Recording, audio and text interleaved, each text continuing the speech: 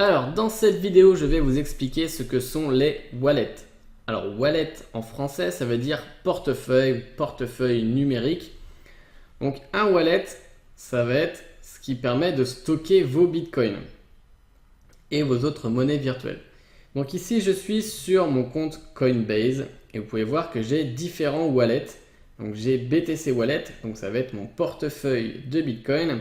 J'ai BCH Wallet, donc ça va être mon portefeuille de Bitcoin Cash. Et puis ici, j'ai ETH Wallet, ça va être mon portefeuille d'Ethereum. Donc en fait, pour chaque monnaie virtuelle, vous avez un portefeuille associé. Donc à quoi ça ressemble un wallet? Eh bien en fait, c'est tout simplement ce qu'on appelle une adresse qui va avoir cette forme-ci. Donc c'est une suite de chiffres et de lettres. Alors pour vous, vous pouvez considérer en fait que c'est exactement la même chose qu'un compte en banque. Vous voyez que ici j'ai trouvé un numéro de compte d'exemple d'un compte bancaire. Donc, vous voyez qu'ici on a ce qu'on appelle un numéro de compte IBAN, un numéro IBAN qui est composé de 2 lettres ici puis une série de chiffres. Donc pour les bitcoins et les autres monnaies virtuelles, on n'appelle pas ça un numéro de compte, puisqu'en fait on va avoir une série de chiffres et de lettres, donc c'est pour ça qu'on appelle ça une adresse. Donc à ne pas confondre avec une adresse postale ou une adresse email. Donc ici c'est bien une adresse de portefeuille de Bitcoin. Vous pouvez aussi vous rencontrer régulièrement ici ce qu'on appelle un code QR. Donc c'est comme les codes barres que vous rencontrez quand vous allez acheter des produits dans votre magasin. Sauf que ce code barre a cette forme-ci, donc on appelle ça un code QR. Et l'avantage de ces codes QR, c'est qu'ils peuvent contenir un peu plus d'informations. Et ici, cela va contenir en fait l'adresse du portefeuille de Bitcoin.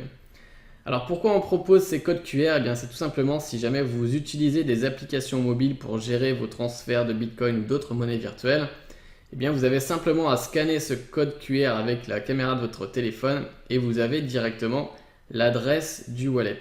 Donc ça vous évite de faire un copier-coller avec votre téléphone, ce qui peut ne pas être très pratique, ou bien carrément de recopier à la main avec le clavier de votre téléphone cette adresse et de faire une erreur. Si jamais vous faites une erreur, vous allez perdre vos bitcoins ou vos autres monnaies virtuelles si vous faites un transfert.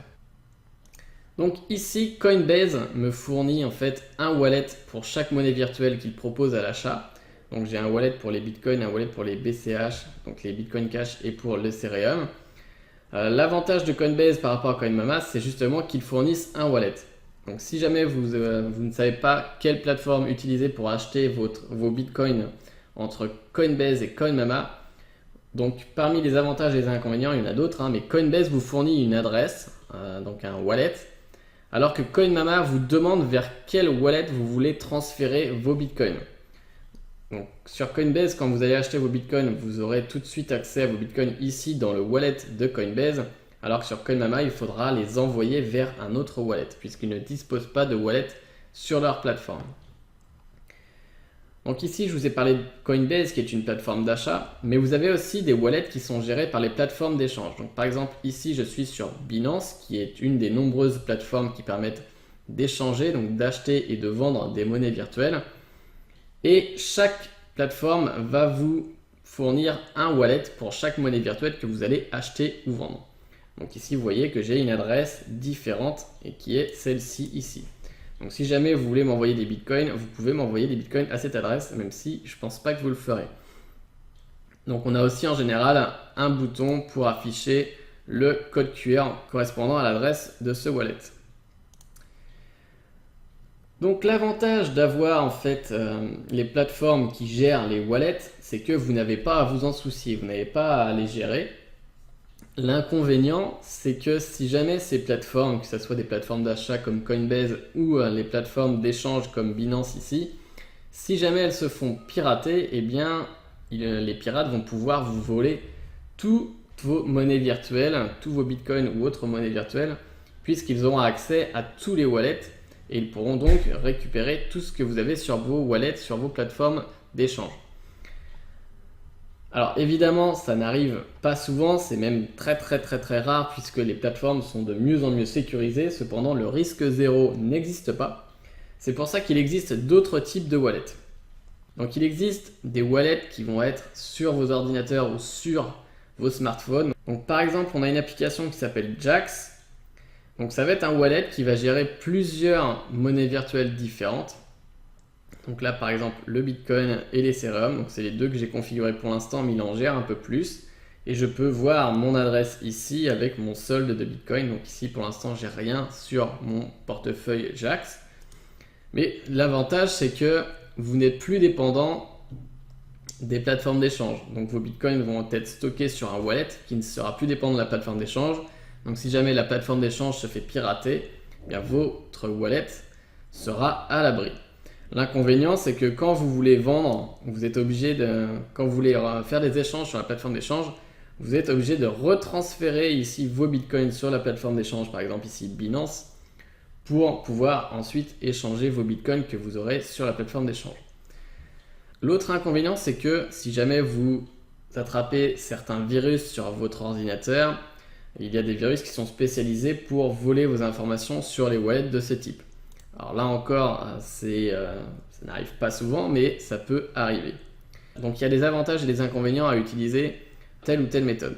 Donc ici, juste pour vous montrer, sur Jaxx, ça gère un certain nombre de wallets. Donc ici, Bitcoin, Ethereum et une petite liste en dessous. Donc ça gère pas toutes les monnaies virtuelles. Vous ne pouvez pas envoyer toutes vos monnaies virtuelles sur ce wallet-là, par exemple, puisqu'il existe plus de 1500 monnaies virtuelles différentes et qu'ici, on en a juste une petite partie. Donc si jamais vous voulez ne pas dépendre des plateformes d'échange, il faudra que vous installiez un wallet qui gère chaque monnaie virtuelle que vous achetez sur ces plateformes d'échange. Alors il existe encore deux autres types de wallets. Donc on va voir les wallets papier. Donc là concrètement ça consiste à imprimer votre adresse de wallet sur un papier et ne plus la sauvegarder sur un ordinateur ou sur une plateforme web.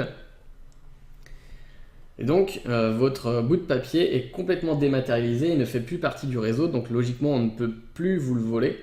L'inconvénient c'est que si vous égarez le papier ou s'il brûle ou si n'importe quoi, eh bien vous perdez votre wallet et vous n'avez plus moyen d'accéder à votre portefeuille et donc vous perdez tout ce qu'il y avait dessus. Et enfin, on a un dernier type de wallet, donc c'est ce qu'on appelle les hardware wallets, donc les wallets de type matériel. Donc il existe essentiellement deux marques qui produisent ce type de wallet. Donc on va avoir la marque Ledger et puis on a aussi la marque Trezor. Donc ça consiste en une petite clé USB qui va stocker une adresse de wallet. Et vous ne pourrez faire des transferts avec ce wallet que lorsque vous aurez connecté cette clé USB, ce wallet physique, à votre ordinateur. Donc ça fait une méthode de sécurisation en plus. Donc il y aura une vidéo sur les wallets physiques si jamais vous êtes intéressé pour en acheter un. Il y aura une vidéo sur les wallets Ledger et sur les wallets Trezor. Donc voilà à peu près comment fonctionnent les wallets et quels sont les différents types de wallets. Si vous n'avez pas une grosse somme de crypto-monnaies, je vous conseille de laisser vos monnaies virtuelles sur les wallets des différentes plateformes, donc Coinbase ou Binance par exemple. Si jamais vous commencez à avoir des sommes conséquentes, là, vous n'êtes jamais à l'abri d'avoir un gros succès et de gagner peut-être 100 000 ou 1 million, ce que je vous souhaite, je vous conseille de peut-être commencer à prendre des précautions pour externaliser vos bitcoins, pour déplacer, pour mettre en sécurité vos bitcoins sur soit des wallets de type application comme ici Jaxx, soit sur des wallets papier ou soit sur des wallets de type physique clé USB comme celle-ci.